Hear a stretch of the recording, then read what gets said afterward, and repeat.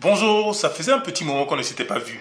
Avant de commencer, je voudrais vous demander si vous connaissez l'adage qui dit qu'il ne faut pas juger une personne à son apparence. Et cela, je suis sûr, vous paraît logique. Pourtant, vous le faites. Eh bien, laissez-moi vous expliquer. Vous avez décidé ce jour-là de faire du shopping et vous partez dans un magasin pour acheter des vêtements. Et là, face à vous, une très belle vendeuse ou un beau vendeur pour les dames.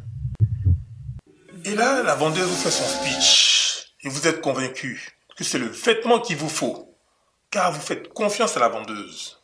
En plus de son argument de vente, savez-vous que d'autres critères ont conditionné votre achat? Est-ce que vous vous êtes déjà demandé pourquoi les hôtesses d'accueil ou les vendeurs de certaines enseignes sont si beaux ou les vendeuses sont si belles?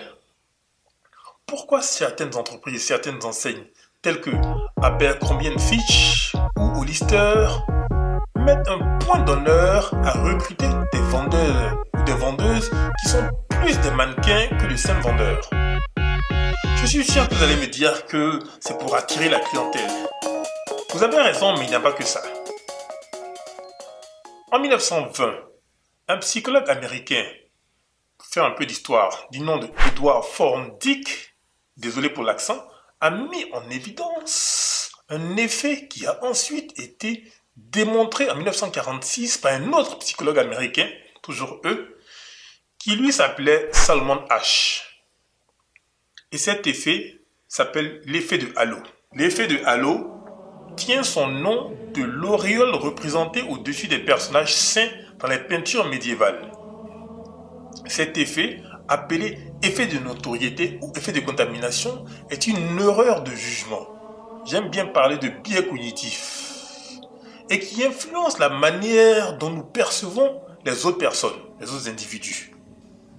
Il consiste à juger positivement un individu ou un groupe d'individus dans sa globalité en raison d'une caractéristique qui domine.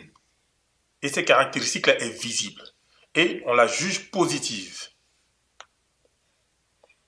Si une personne est jugée attirante ou belle, nous lui attribuons une série de caractéristiques sans avoir au préalable vérifié que cette personne possède toutes les caractéristiques que nous lui attribuons. Et nous allons jusqu'à transposer ces caractéristiques-là au produit.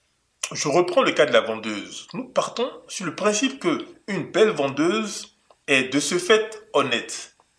Et puisqu'elle est honnête, elle ne nous proposera que des produits qui pourront satisfaire nos besoins. Partons de ce principe-là, nous allons suivre sa recommandation en nous appuyant sur sa beauté. Malheureusement, nous ne faisons pas souvent ce lien. Elle est belle donc elle est honnête, et si elle est honnête, tout ce qu'elle vend est de bonne qualité. L'avantage pour ces personnes-là se manifeste également au cours des entretiens d'embauche. À diplôme et à parcours sensiblement pareil, un recruteur aura tendance à embaucher une personne qu'il estimera plus séduisante. Malheureusement, ça marche également dans l'autre sens. Cela veut dire que si nous ne lui trouvons pas un physique attrayant, nous allons croire malheureusement qu'elle a des défauts. Et que si elle a des défauts, c'est qu'elle est incompétente. Ou que les articles qu'elle vend ne sont pas de bonne qualité.